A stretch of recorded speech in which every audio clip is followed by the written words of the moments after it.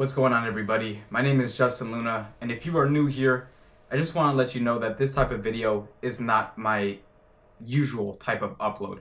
I'm usually goofing around and fooling around with my friends at car meets and videotaping supercars and hypercars, revving and having fun. But like I said, this is not one of those videos, and it's going to be a more, important message that I've been needing to share with you. And so I apologize for the little bit of less entertaining video, but this really needs to be get out, and I really need to say this. Now, some of you may have noticed that my uploads lately have really been non-existent. I mean, I haven't uploaded a video for an entire month when I usually upload at least one or two, But the thing is, I have been having some pretty difficult issues with my health. And I know you may be thinking that, well, you look like a fairly healthy young man, and this is far from that case. I've been sick for about 2 years now, and when I say sick, I don't mean like a cold or the flu. It's something is going on, and for quite some time, it's been a mystery illness. But just recently, about a month and a half ago, I asked my doctor, can you do a Lyme disease panel? And for those of you who do not know, it's basically a blood testing for the specific illness, which is Lyme disease in this case. But there's different types of blood panels, like a thyroid panel, a liver panel, and all that good stuff. Now, he did the panel, and the results came back positive. So, when they come back positive, obviously you're thinking, well, you got Lyme disease. That's what's going on here, no doubt about it, if the test is coming back positive. But the weird thing is, the way the test works is it's able to tell you how long, or estimate how long you've had it for.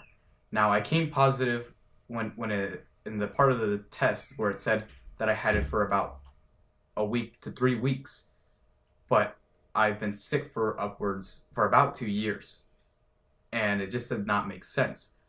So I was doing more and more research to see what can be done.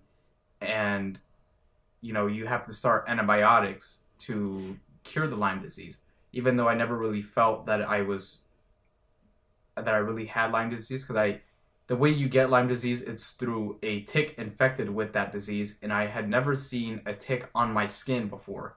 I mean, I've been to Griffith Park, but I've never seen a tick on me, besides one time, which was like 3 months ago. It was on my shirt, but it was 3 months ago and not almost 2 years ago when I started to get sick. So I thought, you know what, might as well try the beginning treatment, and my doctor prescribed me antibiotics twice a day, every day for about a month. And the crazy thing is, I did not see any type of improvement. In fact, I saw the exact opposite. I was getting worse. I was becoming more miserable. I was feeling worse. I could no longer go to car meets. I did not have energy at all for day-to-day life, and even going to walk my dogs was a gigantic feat in itself if I came back and I didn't feel like complete shit. But now, the more research that I'm doing, I'm realizing that it's possible and honestly pretty likely that I have something else known as candida, a candida overgrowth. And what that is, it's basically yeast. It's a yeast infection, but it's not like a UTI or stuff that females usually get in their urinary tract. It's something else that is in your stomach lining and in your intestines. And the thing with that as well is that it can cause false positive results on Lyme disease tests, because the Lyme disease test basically looks for the same antibodies that are present when you have both Lyme and candida and a whole array of other infections.